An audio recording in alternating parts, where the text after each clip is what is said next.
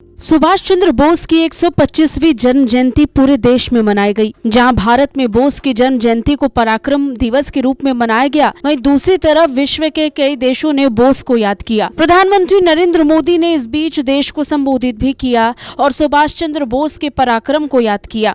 नेताजी सुभाष चंद्र बोस को आदर पूर्वक श्रद्धांजलि दे रहे हैं।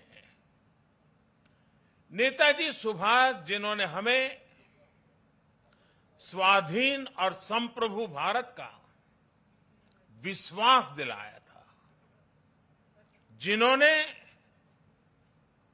बड़े गर्व के साथ, बड़े आत्मविश्वास के साथ, बड़े साहस के साथ अंग्रेजी सत्ता के सामने कहा था, मैं स्वतंत्रता की भीख नहीं लूंगा, मैं स्वतंत्रता की भीख नहीं लूंगा, मैं इसे हासिल करूंगा।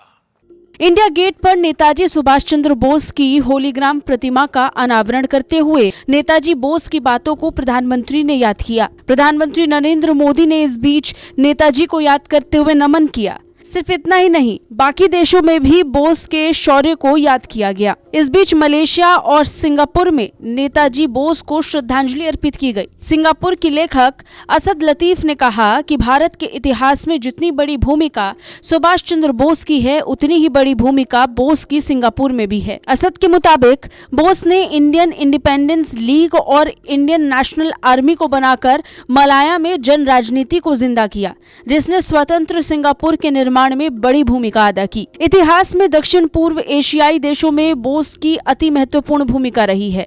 माना जाता है कि सुभाष चंद्र बोस के विचारों से वहां के लोग काफी प्रभावित थे, जिसने वहां के लोगों में आजादी के प्रति चेतना को बढ़ाया। वहीं सिंगापुर की तरह मलेशिया में भी बोस की 125वीं जन्म जयंती पर उन्हें याद किया गया। मलेशिया की भारतीय राष्ट्रीय सेना यानी INA के सेवानिवृत्त सैनिकों ने नेताजी को याद किया। दरअसल संयुक्त राष्ट्र में स्थायी प्रतिनिधि राजदूत TS त्रिमूर्ति ने ट्विटर के माध्यम से एक documentary at the alter of India's freedom INA veterans of Malaysia को साझा किया। इस डॉक्यूमेंट्री को मलेशिया के कुआलालंपुर में भारतीय उच्चायोग द्वारा निर्मित किया गया, जिसका निर्देशन चूड़ी शिवराम ने किया है, जिसे मलेशिया में देखा गया। बता दें, गणतंत्र दिवस के कार्यक्रमों की शुरुआत पराक्रम दिवस से शुरू की जा चुकी है।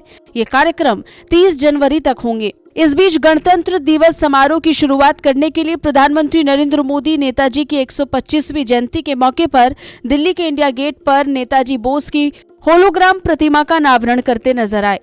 ब्यूरो रिपोर्ट, भारत तक।